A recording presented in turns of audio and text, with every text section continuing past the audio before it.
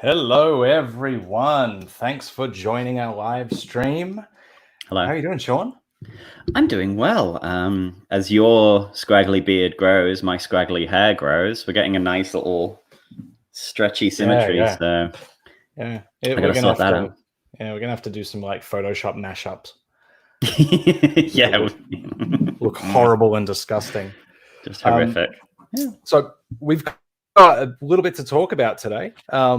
But before we jump into it, I might just do the quick little announcements. We'll then announce our guests, because we've got guests, which is awesome. Yeah, we've got guests. So I'll talk through a couple of things first before we bring them into the stream. For everyone that is watching, we're going to try something a little bit different with our comments. So in previous streams, we would bring up people's comments as we're talking about a topic. But I'm one of those old people that can do one thing usually and has a hard time trying to concentrate on two things, and it kind of falls on me to do the clicking. So instead, we're going to talk about our topics today, and then before we move on to the next one, we'll start scrolling through the comments and whatnot, and bring up the ones that we want to comment on and talk about and all those things. So yeah, let's get into the announcements before we start the stream. So we've got this stream going on both YouTube and Facebook. So if you're watching on one or the other, check us out on the other one. So just search for Blue Bantha Milk Co on either platform. If you want to tweet us, it's at Blue Bantha Milk. And I wanted to say a big thanks to our patrons. If you want to get involved with our Patreon, that's the address there. But in particular, I wanted to just say a big thank you to our newest patrons. So thank you, Agnieszka Weiner, Matilda Buckland. Thank you very much for becoming patrons in the last week or so. That's been awesome for us. We really appreciate it. Yeah, so let's start bringing in our guests. How's that sound? Sounds great. Good. Cool. All right. So first guest that we're going to bring in is our local friend. Her name is Catherine, and she is from a little podcast called That Geek Pod. There we go. Hey, Catherine. Yay. Hi. How are you doing? Good. Yeah, it's been a big week. Yeah, doing all right. Awesome. Excellent. How's isolation treating you? Not too bad. Being a teacher, it's has its challenges. Yeah, so I've been enjoying like the weekends, usually getting away from being in front of the screen. So yeah, like it's okay. I've been making YouTube videos that none of you are allowed to watch because cool. They are very, very boring. So if I start talking about recursion and financial modeling, I'm sorry, that's just the mode I'm in. This is a safe space. You do you. Whatever you need. That's fine. Yeah. Well, yeah. Luckily we don't have any financial modeling to talk about in the Mandalorian news that we're going to talk about, or in the main topic, which is Luke lifting the X-Wing. But we did have you do some homework. Sorry, teacher. I know you probably had enough of that, but it's comeuppance time. Yes. Now, let's get in our next guest. So, hot off the heels of a long nap, or maybe not long enough of a nap, we've got Jess Yodabauer from Port Haven, the Star Wars Refuge. Hello. Hey, mate. Good to be here. How you doing? Doing all right. I'm a little tired, but it's Friday, so that's fine. Yeah. You work night shift, don't you? Yes, I do, and I'm still working. So. Oh God. Well, thank you for doing what you're doing, like while everyone else is stuck at home on their couch and going to work and all that stuff. Like, I mean, God, we get to avoid germs, quite frequently. So yeah, you're doing great stuff, mate. And hey, thanks for staying up. Oh no, I'm happy to be here. I'm glad you guys let me come back after the Rise of Skywalker stream. After that debacle, oh God! And you brought me back for a Rise of Skywalker topic. I know. Yeah, I know. I know. Sorry. Well, yeah, let's jump into it. Sean, do you want to introduce the topic? Yeah, so this sort of came from you just messaged me and started sending me, because as I always say, I'm not on Twitter anymore, so I didn't see any of this play out. And basically, in the Rise of Skywalker, Luke lifts his X-wing Yoda style, and people have a lot of thoughts about that. From the extreme of it completely ruins the character to the other extreme of it doesn't, and that's it. So, I might just preface this whole thing. Like, there's obviously a very long Twitter thread going around that is kind of the center of this conversation. It was shared around by who was it shared around by? Alejandro? Someone with a yeah, well, that's the person that wrote it. Good dude. Sorry, like I really like his Twitter account. Didn't Fry share? That's right. Jason Fry. So yeah, the person that wrote the Last Jedi novelization shared it, and so of course it's got a bit of attention because of that. I want to point out at the start of this, clickbait thumbnail aside, like, we're not here to crap on people's opinions or anything like that. Literally, we're just playing the YouTube game in that sense. Sorry, got to do it. But yeah, we've probably all got differing opinions, different takes on this. So we're just going to talk through what they are and go from there. But how about we start by watching the clip? Yeah. So I can bring it up, obviously, for copyright flagging and stuff. There's not going to be any audio, so we can just talk over it. But this video is going to start in a second, and it will begin with the bubbling in the water. Okay. Oh, there it is. Oh, that's pretty. When that bubbling happened, did anyone else like lose it when the bubbling happened and you knew what was going to happen? It was like, oh God, there it is. I think so much had happened. I don't think I could move at this point anyway. Like, I was just, I was already exhausted after the first 10 minutes. Yeah. Not to be the naysayer, I think by this point I was just like, oh yeah, of course. Of course that's what's going to happen. There's an X-wing in water, Luke's there. Yeah, okay, cue the music. How are you feeling, Catherine, when it first happened? Well, the whole movie been such a roller coaster. So many emotions. I mean, so many things happening. That first time, when it started lifting, I was like, oh my God, it's happening. It's happening. Luke's lifting the X-wing. By the power of Grayskull. But yeah, so I enjoyed it. Like, in the moment, I enjoyed it. I don't think I analyze things as closely as what maybe the person who's written the thread has, but I still enjoyed it. I liked it. In the Rise of Skywalker, there's lots of things going on, but I still enjoyed it, and I don't think it ruined him. I think he is now at peace with himself to be that person who is, no, I can do this, and we don't need to see Rey doing it. She ripped a ship out of the sky earlier. She's got the power. To see him rising, it was okay by me.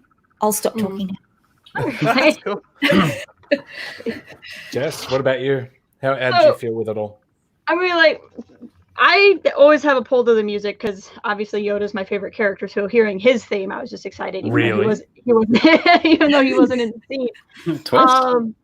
I think it's hard for me to really remember how I was feeling about it. I'm kind of the odd one where I think the scene is fine. Like, I can see what it's doing. I like. I was more pulled into Rey's exploration of, like, her dealing with being a Palpatine in that scene and her realizing that she needed to go off and do her thing. Like, I think I recognized it as more of a fan service moment, but not to a degree that it bothered me. I think that scenes like that can serve multiple purposes. Like, I think there's absolutely a wink and a nod to the audience. There's absolutely a, hey, you remember when that thing happened? But just because that is true, but just because that is true doesn't mean that that's the only meaning and that there can't be something else going on there for Rey. Because I think, like, for us, it's it's like that scene, but for Rey, it's like, I get Dad's car. You know what I mean? And I think that's a little bit of like the emotion there of like, yeah, I get to take the X-Wing. That's awesome. And really, I think it's Rey being happy to see Luke in that way, because we saw Luke in that way at the end of The Last Jedi, but Rey didn't. Rey was on the other side of the mountain. Rey didn't see the standoff at Crate. She was lifting rocks and getting people away while Luke distracted everybody. She felt Luke go to the Force, but she didn't get to see Jedi Luke. So to me, that scene is Rey getting to see Jedi Luke. Yeah, that's cool. Yeah, Sean? Like with a lot of the Rise of Skywalker thing, I have no strong emotions either way, and I think that's the problem with the film. It never pushes me. If it was worse or better, it's just I'm stuck in that middle thing of just like, that scene happened, and I was just like, yeah, this has definitely happened, and something else is going to happen after it, and that's just going to be it until the film ends, I think. Like, I don't know, I should have been a bored mess, and I was just sort of, just completely apathetic by that point. And I understand all the other stuff, like all the meaning and the the theme and the arc and the analysis and all that. But I think the difference between Last Jedi and Rise of Skywalker is, and I've said this before on these live streams, Rise of Skywalker makes you do too much work to get to that other stuff. There's too much homework. And also the thing is, the film didn't hook me in, so I don't really want to have to do that. Last Jedi, I'm happy to read tons of stuff about mythology and thematics and the hero's journey and all that. But Rise of Skywalker, I'm just like, no, this is just, it's okay. Well, we need a cool, stirring moment, so let's just borrow one from a different film and do it that way. Like, and the thing I was thinking about last night was it's such a difference between seeing like Obi-Wan's ghost in the original trilogy, where his arc is sort of over in New Hope, and he just simply appears as like, for exposition really, but just sort of like to add a little bit more to the story. But it's like modern filmmaking, it's like, no, if Luke's going to appear, he's got to do something like rock and roll and cool. Whereas I feel like, I feel like it's just an epilogue to The Last Jedi that I don't really need. Like the last chapter of the Harry Potter books is like an epilogue. I sort of like, I didn't need that. But the story was over. And sorry to be I feel like I'm the one like negative in the four, but my negativity is just like, nah. Matt, what do you think? Even that way. I'm kind of sitting in the same sort of space as Jess is. Like, I mean, this for me, I don't think it was about Luke so much as it is about Rey. Now, the big conversation that's going around is that it doesn't serve anything for Luke, and it also doesn't serve anything for Rey in terms of her power, in terms of her ability, or any of that sort of stuff. And that's a big part of the argument, at least how I'm remembering it. So if I'm wrong, people correct me. But that's how I've read the thread, that it's about her powers and her abilities. And it being a useless scene because it does nothing to heighten those, because she doesn't need them. Sean, as you said, like, she doesn't need anything like that. Like, she doesn't need to do. Who said it? Sorry, she doesn't need to lift the X-wing. Jess said that. Yeah. So we've seen her like pulling a ship out of the sky. Like, so cool. I get that. For me, it's an emotional payoff for the reasons that Jess said. Like, she wasn't there for Crate. Her last interaction with Luke was him still saying no and still rejecting everything that she'd tried to get him to do. All of the invites and the calls for him to take the mantle again. He was just staunchly like, no, No. And so that's her lasting memory of him. And I think it's completely fair for her to say, okay, well, in that moment, I feel like maybe I should do the Luke thing. Like she's feeling dismayed. She thinks that being involved is actually the wrong thing, and she's going to go pull a Skywalker and go to the island and sabotage herself. And so he doesn't need to show his power. We know that. We know that from The Last Jedi. But what he does get to do is he gets to say to her face that he was wrong. And you know, that dialogue and delivery aside and all that, like, I don't care so much about that. I'm only talking about the theming of it. He gets to say, I was wrong. And the lifting of the X-Wing is, there is hope. Like and that's the way I've kind of read that, quite simply. There's all the things like Filoni said in his monologue on Disney Gallery last night. There's all the pepperings. There's all the things that you decorate Star Wars with. I don't think that's just visual. I think it's dialogue, callbacks, and all that sort of stuff. That's just the nice stuff on the surface that gives us the warm and fuzzies and makes us feel comfortable, makes us think of the Yoda scene. I actually don't think the Yoda scene necessarily, even though the music cues and all that there, I don't think it's serving the same intention. So I don't think viewing it with the same lens, as has been the big point of the argument, I don't think you should view it with the same lens. Just because it has the same music and is the same action doesn't mean that you take the same framing and say it has to now have a direct parallel to this. I don't think it does. No, but you can't not have that instant sort of brain reaction to be like, this is this and this is that. Now, obviously, like, it depends how your brain works. I don't really, me and you, Matt, have that very differing thing about the way we sort of watch entertainment. Like, you do look for themes and arcs and stuff like that, and I'm very much like pants off, like, pew, pew, pew, you know. I'm very surface level. So my brain instantly goes back to that, but you are sort of that weird thing of like, that's like, I don't know, it's calling back to Empire and that, because I'd actually just watched that scene just before we came on here, and I was like, shit, that's so good. Yoda rise in the X-Wing, like, even after I've seen it conservatively 25 million times. It's such a different thing to then like watching the Rise of Skywalker one, where you're like, yeah, you don't get to stand in his shoes. You don't get to pretend to be Empire. But I don't know. It's a tough one because it's skip me. Move on to someone else. Maybe it's Luke showing Rey there is still hope. You know, I think you talking about that don't give up. I gave up, but you don't have to. There is still hope. That's probably the thing. You're right. Let's ignore particular lines of dialogue, whatever. But rising of the X-Wing is, we still have hope. There is still a way to beat the evil in the Empire. And here's your ticket. Here's your ship. And I think when you look at that scene, just because of how iconic, like, the scene it's pulling from is, it gets really easy to look at just that part in isolation and look at just the X-Wing. But like what we were kind of talking about is there's so much else that's going on. Like what Matt was talking about is the stuff that Luke is saying, Rey getting Leia's saber. Like there's a much more to that sequence, and that's just kind of the last part of it.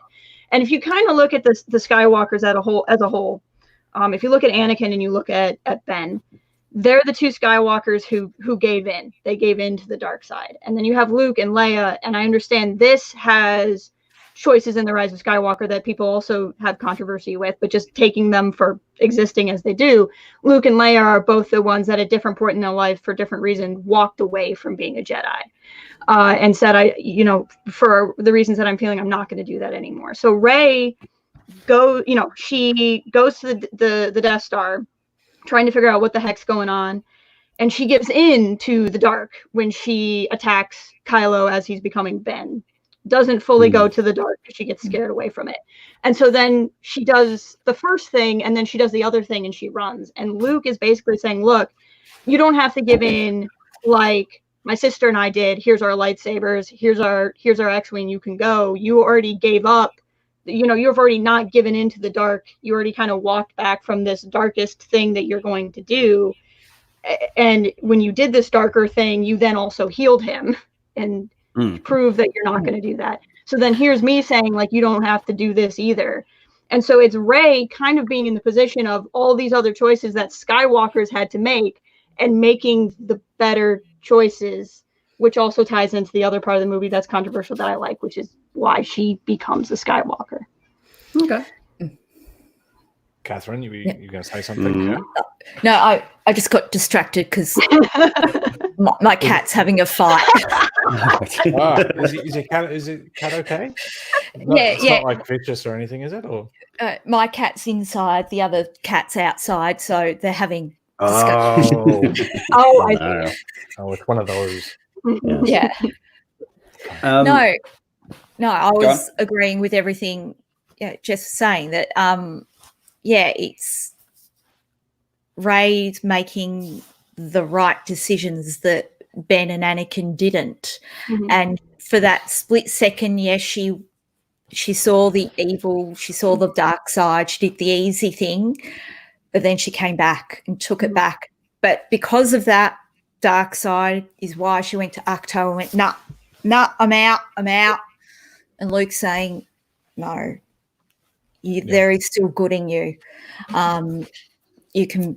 You can come back, you can bring back good. Yeah, absolutely. Yeah. So, like, I mean, is the hard part of all of this, you know, as has been very, very much alluded to, like, because it's mirroring such an iconic scene that, and it goes as far as to now give Luke Yoda's music. Like, is it a little too on the nose to, like, if you took the music, okay, let's just say if you took the music away and said, okay, it's not Yoda's theme, but it's Luke's, it's a variation of Luke's theme played in the same instruments and say, like, in the same tempo. Or I'm not a musician, obviously. I don't know music words. But yeah, if it's same key, same instruments as Yoda's theme, but it was Luke's theme, and he was doing that, could that little change make it any different or better, or would it have to be? Could you have delivered the same message to Rey in another way? Lifting the X-Wing, it's instant sort of visual. Like, we just watched it muted, and you still have the same thing. I think because it's basically on paper. In Empire, Yoda lifts an X-Wing. In Rise of Skywalker, Luke lifts it. Yeah, it would just be the same. It would just feel the same. I don't think the music's the music's great, but I don't think it's as important to make the connection as maybe it could be perceived to be. What if it was kind of a different, like, what if we were, instead of making it about the X-Wing and the music, what if it was Luke emulating one of his masters, but not from a scene from Empire? Like, what if he, I'm saying this and I'm a little bit too tired to necessarily come up with an example off the top of my head, but, like, if it was referencing something from A New Hope or from Return of the Jedi, but not albeit we put it on a pedestal and bow down and worship to it 3 times a night, Empire Strikes Back, would people have had a strong of a reaction? I mean, you even said, you're sitting up here and saying, no, you don't get to be Empire, Sean. You already said that once during the stream. So, like, if it wasn't from Empire, would it have had the same kind of blowback? Well, I just actually had a bit of a think then, because I was thinking about that scene, and a few moments before that scene happens, Luke does say that him and Leia knew that she was the Emperor's granddaughter. So I think at that point, I was already just like, what the? And then that happened. I think the only way to truly fix it would be if the X-Wing had lifted Luke. Just kind of, that's the only way I can accept that. I would have been fine with that. That would have been great. The X-Wing was sentient the whole time. Yeah, that's it. It's from Legends, IG-88.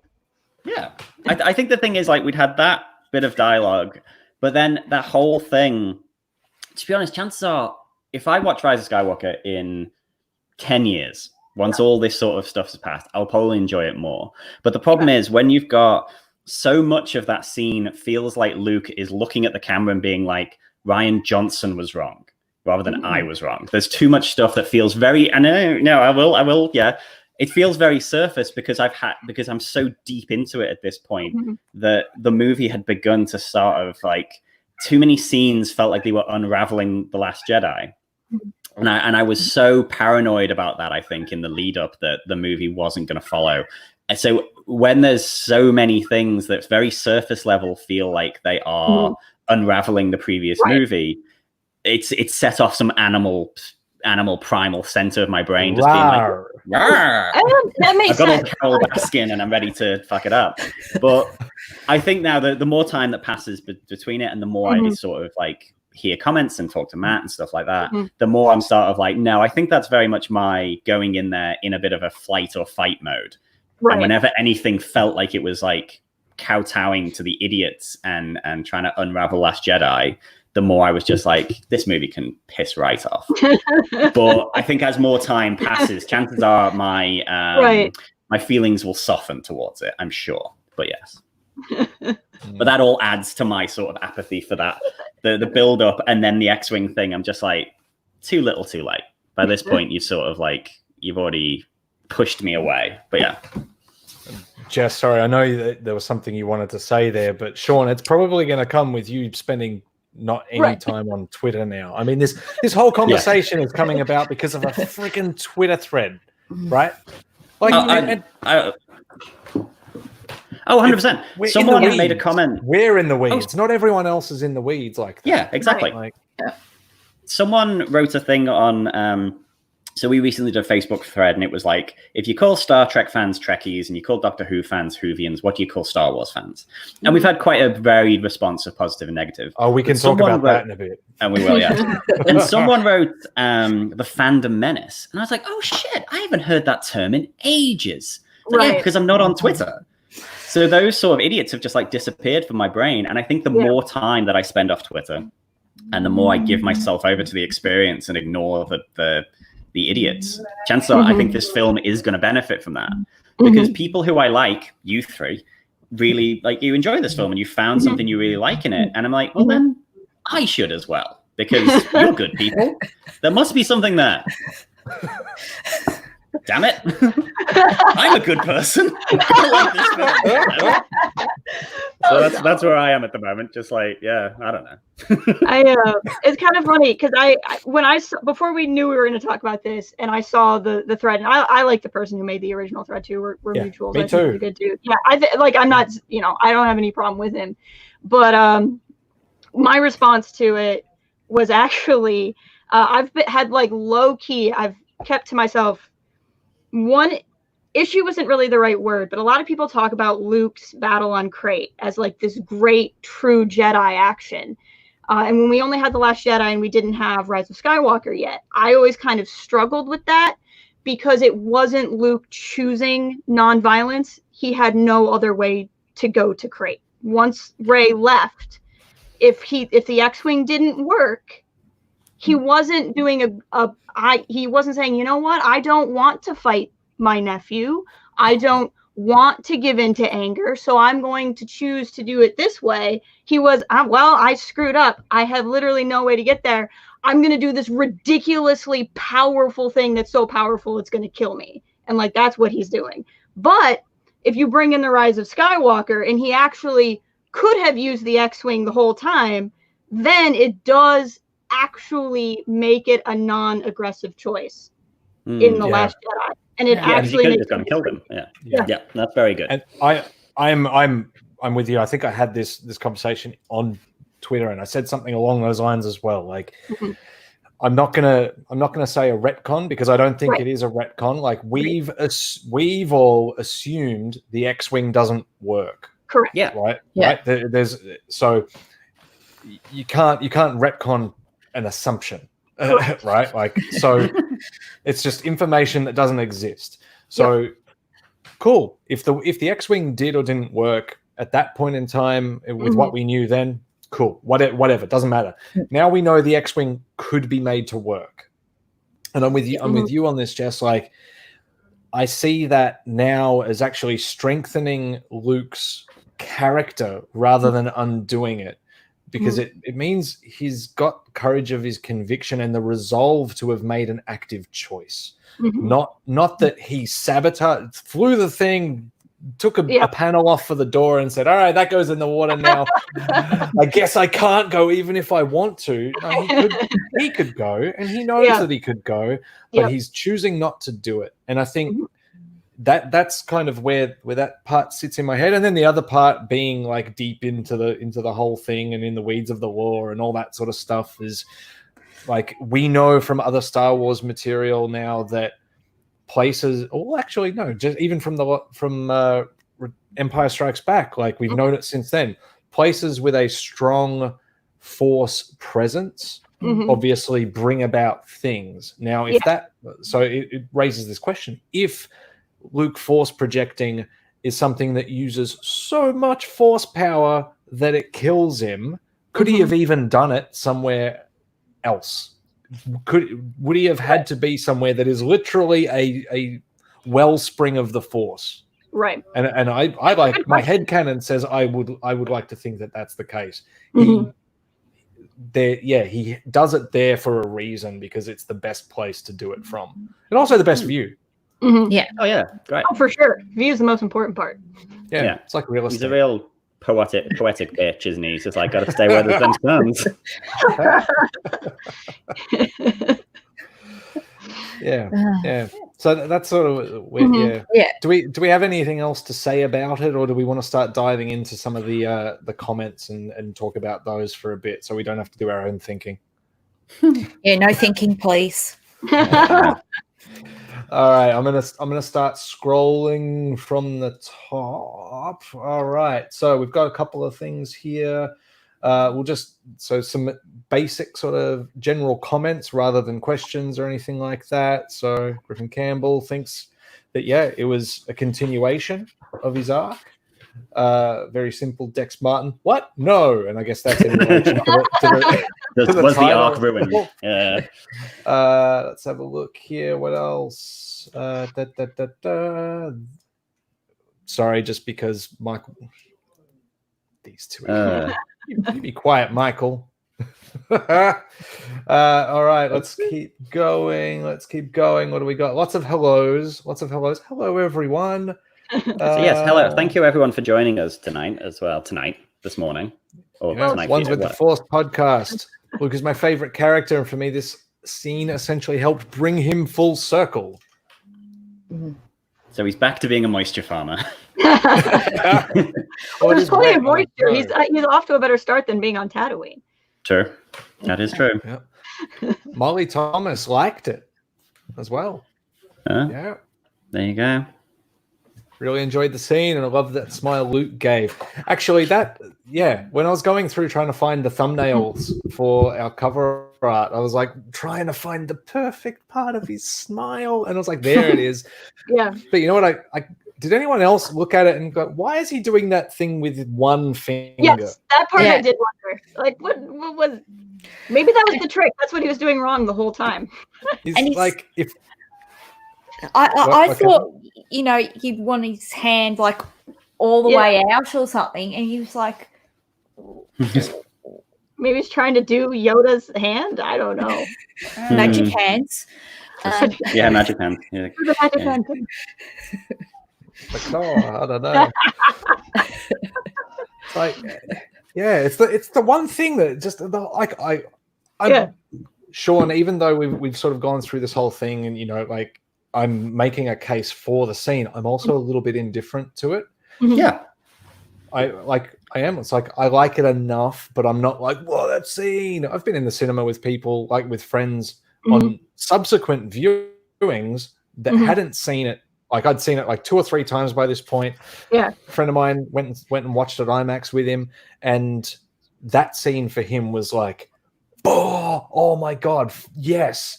Yeah. And I think part of it comes down to like the whole Chekhov's gun thing, which we're going to do a little video about. There's a little part of my brain that thinks they show this X-Wing just in the water, and then what? We just don't sort of see it again. It plants this seed. Rian Johnson planted the seed.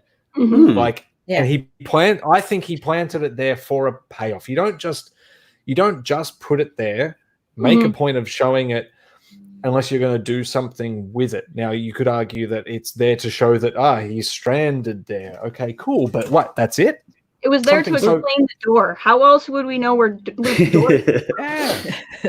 But it's like a I think is it the Explorer Cortez? Like, they arrive in America and he burns all the ships to kind of show the resolve, and it's that sort of thing. Like, Luke gets to Act 2, so he scuttles his X-Wing to show that he's not going to leave. It's like quick exposition to be like, yeah, he has no intention of rejoining the fight. Actually, slight off topic, well, not off topic, but slight thing. Did you see that interview? There was a thing with someone, people are showing around with Dave Filoni, and someone asked him a question about Order 66, and there was like, okay, well, Jedi survived Order 66. Why weren't they fighting the Empire? And Filoni basically says, because they believed that they had failed and that the Republic was flawed and everything had failed. So they all just go into hiding because they felt they'd learned their lesson that they did more harm than good being there. And I thought that was great. That's just a fantastic thing that obviously ties into all this with The Last Jedi of just like, and then this as well, kind of like, well, no, yes, you'd failed, but failure is a good teacher and so on. So maybe you need to actually get back into the fight and help. But yeah, sorry, that was just something that just came back to me. And if you haven't seen the interview, it's very good. But that is a huge recurring theme, isn't it? Like, I mean, there is that argument. It's like, Luke going off and failing. That's not what Luke would do. It's like, it's what the bloody Jedi would do. And apparently he's a Jedi. It's what both of his masters did. Yeah, we have numerous examples of that. Examples of that in canon and non-canon and all that stuff. Anyway. Steve Hodgson, Patreon. Hey. Yep. He couldn't do it in Empire because he didn't believe, and now he does believe. Yeah. That's simple. I mean, he's a ghost. I'd hope he'd believe. Yeah, at this point. Like, I deny my own existence. The ambassador. Yeah. I'm with you, ambassador. Yeah, you're with Sean. He did. He was done with trying. Yeah, that's good. That's very good. Rick Villanueva. Don't know how much this scene meant to me at the moment. First time I watched it, but the moment in itself made me feel happy and fulfilled and grateful that Luke needed to help. And I think that's a really good point. It's that Luke needs to help. He's not helping himself. It's not for him. It's definitely not for him. Let's have a look. I guess. What else we got? So, have you read the Duel of the Fates script? I have perused, but not completely read. It's pretty good. And Luke's sort of role in that is it follows on from him saying to Kylo Ren, see you around, kid. So he just haunts Kylo, and it's pretty cool, like the way they do it. They do follow it up. So yeah, that's I guess that's just a different perspective on the thing that what could have been. Because I actually thought weirdly when Ben's on the Death Star wreckage and he hears someone say, "Hey kid," I thought that was going to be Luke. Right. To be honest. Yeah. Like it didn't. I think it was so far from my brain that it would be Harrison Ford. That I was just like, oh, this is going to be Luke, and they're going to have a bit of a heart to heart. And then it was Harrison Ford, and I burst into tears, and I felt something. So, yes. Here's something for us to discuss. So Sean says he has a crazy idea. So Luke goes to Acto. There's a cryptic map to lead people there. When Rey went there, Chewie knew how to get there. What if it was Chewie that came and brought her back rather than Luke? Thoughts? Big fan of Chewie. I'll always take more Chewie. At that point, though, where is he in the story? He's being broken out, isn't he? Has he been broken out? Oh, that's post that. Yeah. That's well and truly done. Sorry. If Chewie had taken her, then that would have left Poe and Finn stuck on Kiffer. Yeah, and Chewie was as well. Right. So it would have either been just like a group road trip to Octo, which wouldn't make a whole lot of sense if she's running, unless Chewie found her. Is that what the comment meant? Like they don't go with her to Octo, but they follow her there? I think so. Yeah. Yeah, because otherwise he wouldn't know that she went there. Yes, he knows where it is, but how would he know to look for her there? Yeah. So you'd have to have like the Luke scene of him saying get back into the fight, and then she would just have to like call Chewie for an Uber to a tuba. Yeah. Brilliant. I've earned my money for the day. Gross. Or more importantly, people that aren't fully engaged or engulfed in Star Wars need the reminder that Luke is now the teacher and guide for Rey. Yeah, absolutely. I think that to kind of talk about what Sean was saying, the difference between Last Jedi and Rise of Skywalker, there absolutely is a difference. And I think it's very reasonable for people to have a preference to one or the other. But I think what JJ did, love him or hate it for it, him for it, is he made a movie that Uncle Lewis, who only watches the Star Wars movies and the marathons on cable and doesn't pay attention to anything else, he can go to the Rise of Skywalker and get it. Where maybe he'd go to the Last Jedi and be like, well, that was a neat thing. I don't know what that casino was all about, but the movie was fine. But like he can go to the Rise of Skywalker and go, the X-Wing. And so it's almost like the Rise of Skywalker is almost like a populist Star Wars film. It's the thing that is something for everyone, but maybe not impactful to everyone. Yeah. And I think I get why people would like The Last Jedi more, and I certainly wouldn't have complained for something if we got something like The Last Jedi again. But I think if you're talking about the end of the saga films for a franchise, I can't blame a person for thinking I want to make a movie that's going to hit the most people possible. And that's more of my goal than the fans who are reading everything and super into the lore and listen to, I again, it's, you can prefer one or the other, but I think that's what JJ and Terrio were trying to do.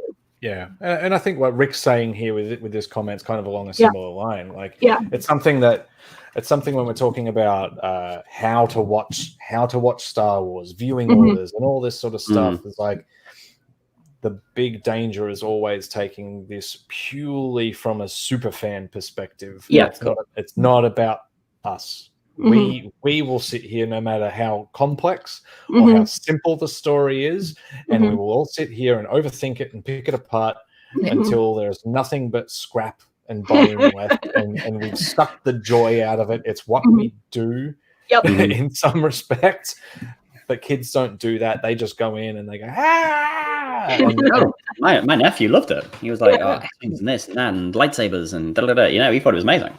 Yeah. But then my mom and my brother were the same. Yeah. Is mythology not the story that you pass down? And does that that is almost by definition part of the role of mythology? And if it's a story that's passed down, that inherently means kids. That is generational, and so it has to be something that can speak, simply and effectively, and beyond all that stuff. What else have we got here? We got another one from Sean here. There is a difference between Yoda and Luke lifting the X-Wing. Yoda lifts and Luke doesn't listen. Yep. I like Rey that. has Luke's blessing to leave. Hey, that's a really good comment. But I mean, to be fair though, Luke's training was pretty shitty. hey, cry buddy. For context, obviously Scott from Bombad cast, who had the big cry next to me at the teaser drop, and we didn't know that we were standing next to each other. But I'm in all of his videos of him going, and I'm just there like going. Millions and millions of people have seen you just like stoically, angrily chewing gum. I was too. I was like just chewing that gum, biting the inside of my cheek, chewing my lips, like going, yep. Tears are coming, and just that thought of like, if I hold any tighter, like something's coming out of somewhere, like, and I don't know what the fuck it's gonna be. Just let it out, it out with care, with care. There's a room of thousands of people. Yeah, that massively viral video just had like the dude crying in the foreground and you shitting your pants in the background.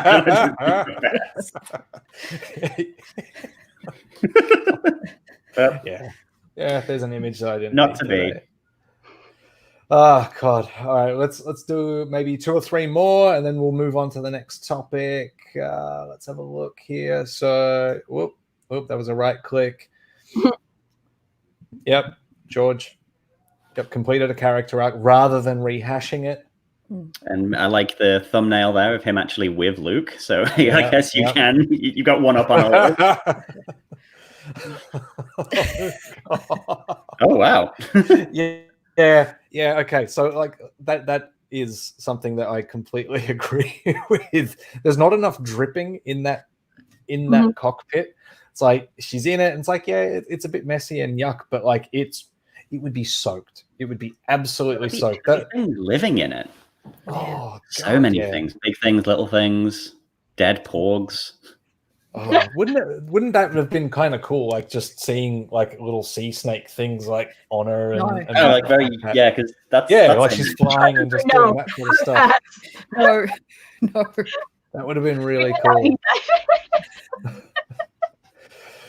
And so this was when we were talking about alternatives. I like that too. That is another great option. Would not have complained. But it's just like it just shows that Luke's like gone completely mad on the island. He's like stitching porgs together to build an X-wing. Like, nope, I'm just gonna force project. This is too much work.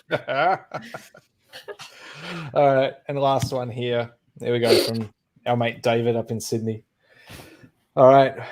Yeah, we know the powerful experiences that Luke lived through. Yep.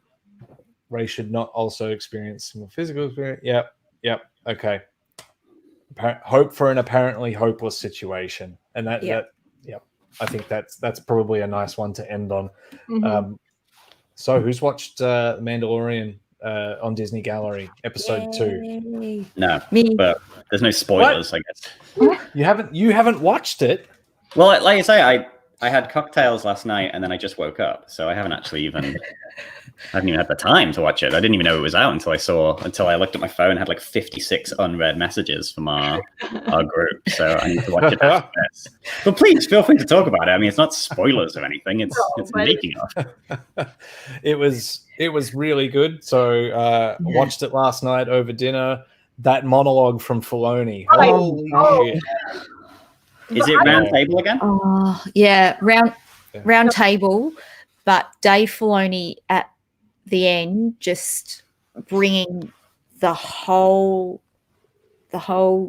saga together, everything together, and it was just amazing. Like really talking about why the Duel of the Fates was important, and just tying it all into everything, and just the deep thinking of it. It was amazing. I sort of sat back afterwards, went, "Oh, wow!" That hit me hard. I watched it, or my folks were watching it, and they're meeting Dave Filoni through this gallery because they've just they don't watch animated things, so they've had no idea who the guy is. So they've been telling me about it. They're like, "There's this guy in a hat," and I'm like, "Yes, it's Dave Filoni." They're like, "He's really smart." I'm like, "Yes, I know, Mom." And so my dad watched the monologue, and his first response was, because his first response was, "All those people who don't like the prequel should watch this guy." And I was like, "There you go." Yeah, very good. Yeah, like so I was eating dinner last night, watching it with my partner, and like she likes Star Wars. Yeah. Just I think tolerates how I am with Star Wars to a degree, and like we're in the process of looking for a new place to live, and part of the excitement there is I can have a little corridor shaped room at this place that we're looking at, and that's going to be that's my office. That will be where I put most of my Star Wars stuff. It will be a tiny little study, but I don't care. It will be mine. So there's some excitement there. With watching this sort of stuff, just kind of nonplussed by the whole thing. Like, finds it interesting, but that monologue she said, she goes, what did she say? She turned, she goes, God, why the fuck did he deliver that monologue then? And I'm like, that's not the sort of thing that she cut. She goes, it was amazing. But like, it kind of felt like, and I thought it too. It was kind of like, felt like it was maybe part of a slightly different conversation. Yeah. Because I think they were talking about, were they talking about mythology as a whole or something? Yeah, like that? and then it had the header, A Hero's Journey, and then they just kind of like jumped into this conversation. Yeah, it felt like maybe it didn't have sort of a lead in that was as smooth, but then once you got into it, I didn't care. I was like, oh my God, my favorite nails it. My favorite part was the look on everyone else's faces, because like it kind of starts as a conversation, and then out of nowhere he's just going, and it's a lecture. Yeah, and he's like talking real fast, and it's like that kind of speed where you know someone's going to cut you off, so you have to just like talk as fast as you can so they don't, and they're just sitting there like like the whole time.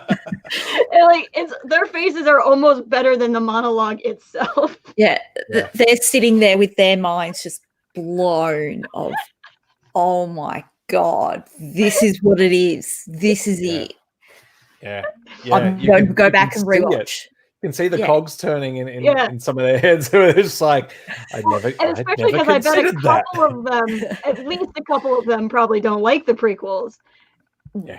Presumably, just statistically speaking, and so they're probably going, "Oh, yeah." And that's the thing. Like my partner, she hates the prequels. Yeah. So like, you know, one of obviously the thing that you make someone do when you start dating them is make them watch Star Wars, right? And so that was let's see. So we started together. It was late 2014, I think. So we had a little bit of time together, and then The Force Awakens came out. So I made her watch all of them back to back, including the prequels, and you know, I don't skip any of it. I don't do any machete stuff. It was like, yep. And I know it was like pulling teeth for her. Like she's just not a fan, but you know, gets to episode 3 and is like, "Yep, cool, all right, chop up some kids, let's do it." But I could see this penny drop moment for her when she was watching that monologue, and that really says something. I think that, as you alluded to, like that's going to have people that don't think about this stuff at all, and I like. All of a sudden thinking a little bit deeper about it. And I think I saw Marie Claire from What the Force on Twitter this morning saying like all these people are going to start going, what's a hero with 1,000 faces? Like, and because his monologue comes sort of from that conversation. And so there's this like mind blowing moment like, oh, I need to know what this is. Yeah, holy crap. Anyway, that was a long rant. Sorry. I like Filoni. Yeah. Sean, you got to watch it. Like I know I will. Yeah. It's not. I'm not watching it. Like, no, I haven't watched it out of like protest. I just haven't had the time. And also, my Disney Plus account got blocked. So I had to phone customer service this morning. Don't know. Have you been I think I'd logged sharing? in. Oh, I just got a new phone, so I think because I logged in on that and I'd logged in on the Xbox and so on, I think they were just like, "What's going on here?" I also appreciated that the making the gallery episode talked about the X-Wing scene with Yoda. I thought that was pretty funny because we had actually already decided to talk about both things, but the episode wasn't out yet. And then I was like, "Oh, Taika is talking about how much he likes that scene. That's funny." It was really good. It was really good. Well, yeah. Like before the last sort of bit of thing that we can talk about, and then we'll go through some comments before we, I think, call it for the day. There was a little bit of news as well. Yes. That might have something. Was it to do with The Mandalorian? It was. Yeah, Tamara Morrison. So, it's the rumor is, it's not confirmed by Lucasfilm, but it's coming out of not slash film. Sorry, I haven't. We got this covered. And And so it's Tamara Morrison is back supposedly in the second season, and I can't tell if they're jumping to the conclusion that it's Boba Fett, because a lot of people are running around like, well, it could actually be Rex if we have rumors that Ahsoka are going to be there, is going to be there. So like, I don't know if it's specifically Boba Fett or if it's just Morrison. That he's going to be. And people who aren't as tapped into everything else would just assume that that's what it was. But that's what's going on, and then it's just been still, unless something has happened since the stream starts, Lucasfilm has not commented. Yeah, no. I want it to be Rex. Give me that Rex. I would be much happier with Rex for sure. Yeah, especially after like watching this last arc of the Clone Wars. Like, yes, we're hyped for it at this point in time. Boba Fett, like, I mean, the hint of Boba Fett is there is that sort of like post-credit scene or whatever, isn't there, where you hear like spurs. Fennec, I'm on Team Fennec's not dead. Like I remember she's not dead. She's not dead. It was like, I came on Twitter after that episode, and like everyone was out, and everyone was talking about it. I'm like, you guys literally watched that and thought she's dead, because there's no way. Like, why would they go back there if she was dead? There's literally no reason for that scene if she is dead. There's zero purpose, especially if that character who goes to her doesn't appear in the rest of the season. Literally no reason for that scene if she's dead. So she's not dead. And I still get people's problems with it. I'm not trying to belittle that, but she's not dead. No, I agree. Like, they're setting up it's a rogues gallery. Like, this is going to have many splinters, many branches. We're going to have story arcs and lines going in all different directions and spin-offs. I think it's going to be. I'm going to call it now. I think it's a TV universe that they're going for. I think it's going to be its own TV universe. And same. Give it to me. I agree. Give it to me. The only other news is they've announced that Fallen Order is now the first part of a franchise, which is fantastic. God. Give me that. Give me 20 of those games. Probably the easiest decision they could have made, and I was still worried they wouldn't make it. Same. Same. I was like, why? Because I came to this late and like only finished the game recently, and I was just like, I should be playing this now, like a year after it's come out, safe in the knowledge that this is not a standalone. Yeah, because it's great. I love that game. Like, I'm not a big gamer, but that game kicked my ass, and I loved it. Yeah. Catherine, do you game at all? Not at all. Not at all. No. So have you because of all the people, like, obviously you've seen it, people like sitting there blowing their loads about this stuff. Like, have you been interested to pick up a controller and give it a go, or no? What about watching it? Cutscenes? Yeah, I suppose so. Like, to be honest, you have to explain what cutscenes are. I have no idea. The last console I picked up would be in like the early 90s. Video games have zero interest for me. Like, I'd rather, if I was going to, spend 2 hours doing something, I'd rather spend 2 hours watching a TV show or a movie. But what about 5 hours? Because no. That's how long I play video games. Have you ever been tempted to do something that's sort of like being addicted to drugs, but without the drugs bit? Like, that's what kind of like being drunk, but you can drive after. Yes. No. No. Okay. I can't even binge TV shows. That's like, fair. I can't sit and do something for that long. Like, after a while, I just get antsy and go, right, I've got to go do something else. Yeah. Well, Catherine, like, the beauty of, I guess, video games these days is you don't have to actually play them. And so the cutscenes are just the movie bits. Yeah. Okay, to answer your question, it's like the bit where your controller goes down and you're just watching a little bit of a movie. There's some really good supercuts of all the story.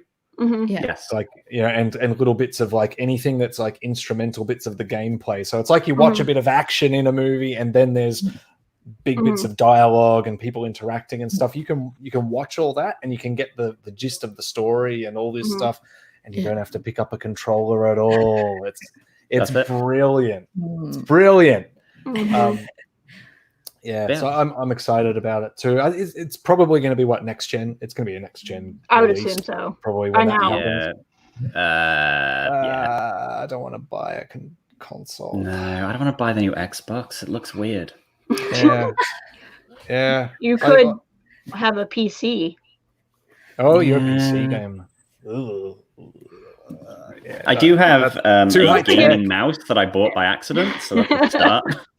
I just use it for scrolling the internet, keep pressing all these random buttons and things happen. What? Oh god. Yeah. I'm excited for it. I'm quite excited for it. Like I hope that I guess what I'm thinking of is the current and the new EA Star Wars crew with all their lessons learned and all that sort of stuff, post Battlefront 2, because like they did a really good job of like fixing that up. Yeah, like the launch was terrible. But I hope they've learned from it, and I hope that this announcement of a franchise isn't something that I need to feel cynical about. I hope that they can just sort of go through and be like, yeah, cool, let's not muddy the water, let's keep this same method and let's treat it with a duty of care, I think. So they've got something really strong on their hands here that they could just so easily cock up if they put the wrong people in decision-making positions. Yeah. All right. Well, let's dive through some of the comments and then wrap it up. So going back to what we were talking about with the Filoni monologue, George. Yeah, absolutely. It's that kind of commentary in popular media. Like that's the big thing. Because I mean, you can get people like us all doing this sort of stuff, but it's not going to have the same reach as these guys. Let's have a look, and obviously Andy, agree. God, I love. Anyone else love Andy's profile picture there? Like that is. I love every single thing about Andy. Andy is a goddamn legend. When we went out for drinks, and my wife met him, and she talks about him all the time. She's always just like, "How's Andy doing? Is he still drinking really sweet wine and wearing tongue?" But yes, I just assume so. Yes. Yeah. Was any of it a revelation for anyone? Anything that he said? And I think the lead on question to this, something else George asked, did anyone know that Duel of the Fates meant specifically Anakin? So that I didn't necessarily know. What I liked about the monologue, I don't know that it was a surprise as much as it kind of answered a question I think we've all been asked by people somewhere along the line of what would have happened if Qui-Gon had trained Anakin.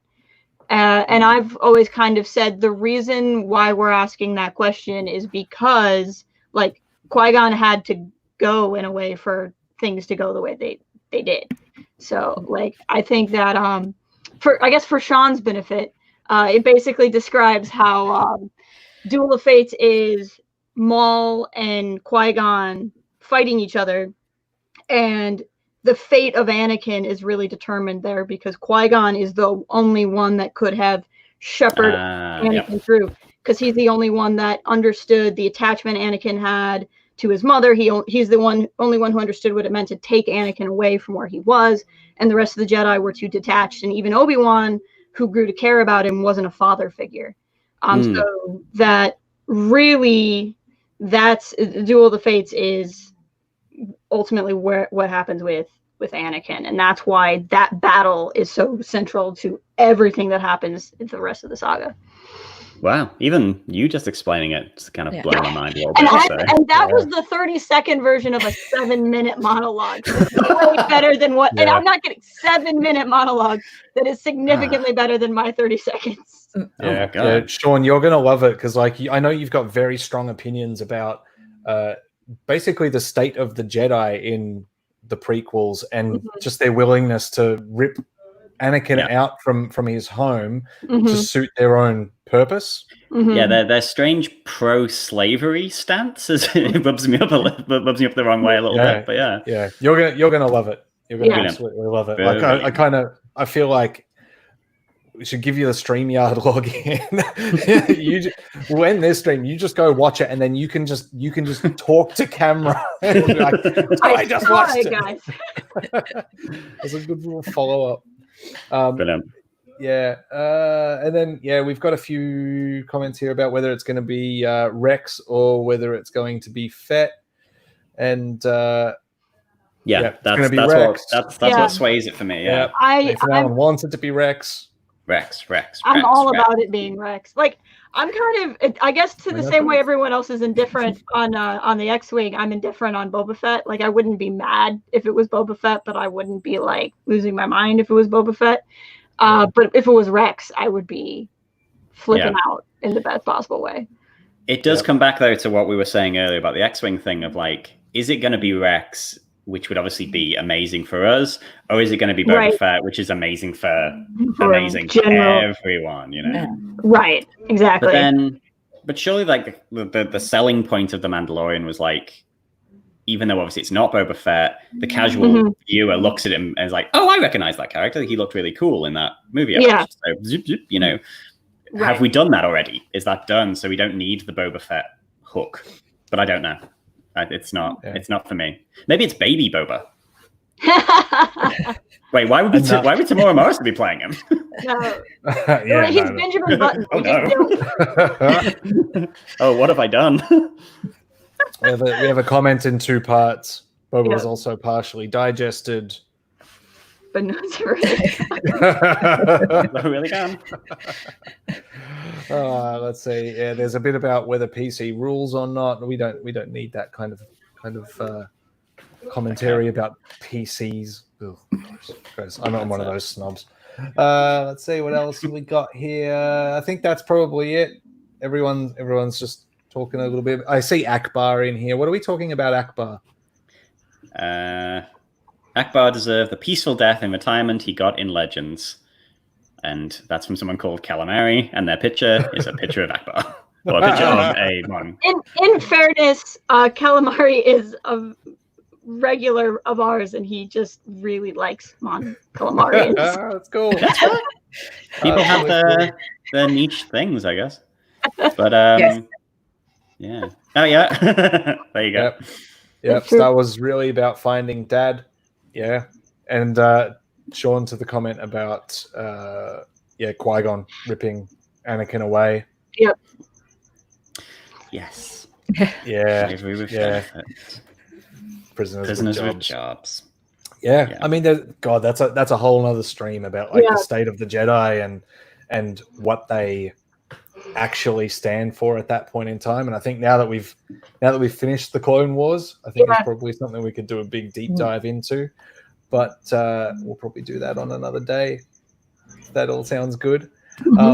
Been going for a bit over an hour. How's everyone doing? We're ready to call it. Go get some breakfast. Sounds good. Well, I don't know about breakfast.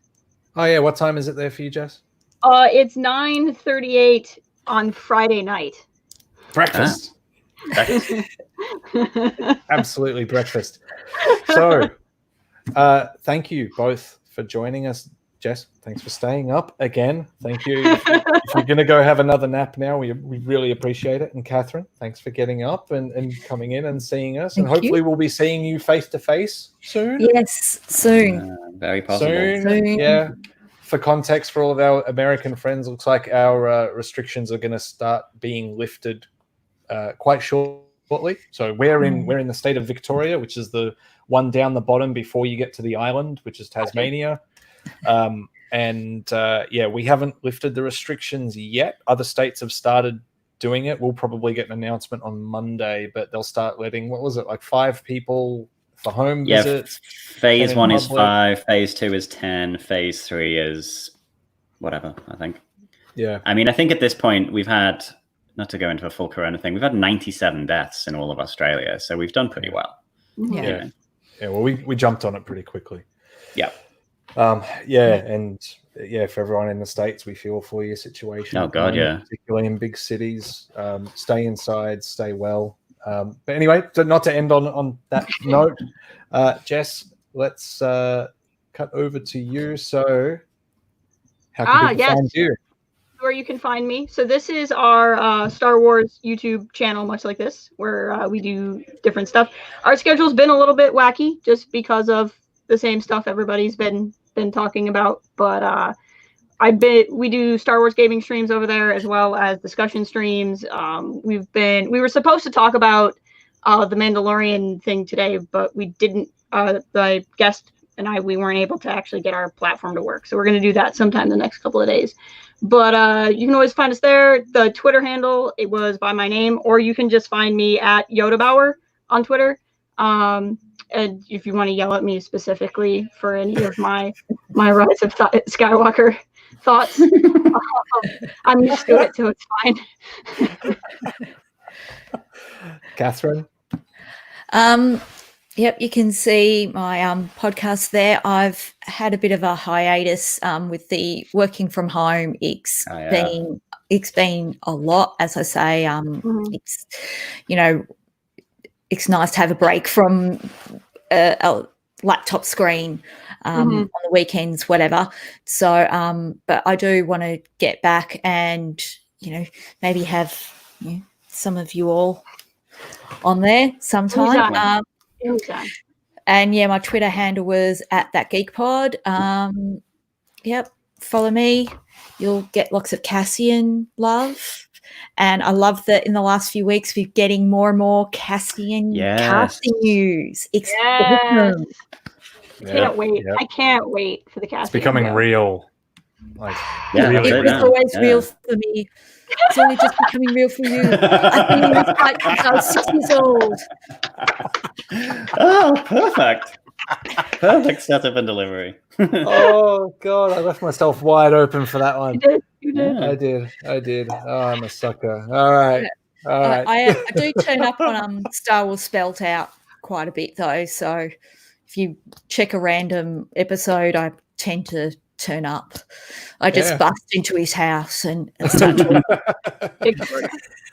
Yeah. Oh, we just did one the other day with Josh, and you'll notice as well, we forced him to do video. We forced him to put video of himself on his YouTube channel. Yes, finally. One of these podcasts going to YouTube with no video. It's a visual platform, people. Thank you again for joining, guys, and everyone in the chat room. Thank you. Particularly if you've joined us on Facebook, that is kind of a new thing for us. We've been YouTube, but we're doing these streams in 2 places at once now. So anytime you do something a little bit different, obviously you're kind of starting from scratch there. So if you are on one or either, again, you can find us, Blue Bantha Milk Co, on either platform. Just search it, and we'll be the first thing that you come up. Or that comes up in your search and whatnot. That I jumbled over that. I really stumbled on that blind, didn't I? God. Like and subscribe. Yeah, like, share, subscribe. What's up? Notification bell. Smash that button. Click it. Yeah. Tweet us. If you tweet, it'll be me, because Sean doesn't touch Twitter because he has done that. But and Sean, you want to talk us through the rest? Get on that Patreon. Give us some cash. You're doing cool things and all that. Sorry, you took me by surprise there. I was looking at a different window. I'm actually setting up. I just found on Reddit the 4-hour cut of the Revenge of the Sith with the Clone Wars bits. The guys cut Clone Wars, deleted scenes, Revenge of the Sith, and the original Clone Wars show from 2003. What? Into this huge epic thing. And if you go on Reddit and find him, you have to email him and he'll send you the link. And my link just came through then. So that's nice. Me for 4.5 hours. It's 11 gig actually. So it might be 4.5 hours to download it and then 4.5 hours to So we'll see how that pans out. But yes, get on our Patreon, get some of this merch. I was actually about to point to myself, but I'm just wearing a shirt. But yeah, check that out. We've got masks that are not medically sound for the coronavirus, but they will make you look stylish while you go to the grocery shop. I think they are. I think they're rated for it. Are you sure? Yeah, I think that was the whole thing. TeePublic, so everyone knows, TeePublic put out masks and instantly made everyone's existing T-shirt designs available to be worn on the face. So yeah, we've made a specific one that's just our logo with the horns there, so that we can say that you're all horny mouth fans, and that's the kind of people that you're dealing with here. We're sorry. Yeah. But also double check that they are, if you order one, double check that they're medically sound, because I'm pretty sure there might be a disclaimer about that, and I don't want us to get sued when people die. Yeah, that's true. So But just anyway. check. Our lawyers have advised us that you should check. Yeah, do your own research, people. True. Bye. Also that. Thanks for joining us again. Yes. So Thank we'll you. Thank you for kick having everyone out, and we'll talk to you all soon, and we'll see same time next week. So set your reminders, put it in your diary, ignore your family, ignore your friends, ignore your children, and come hang out with us again. And we'll see you soon. Yeah. Thanks. Okay. Bye. Bye.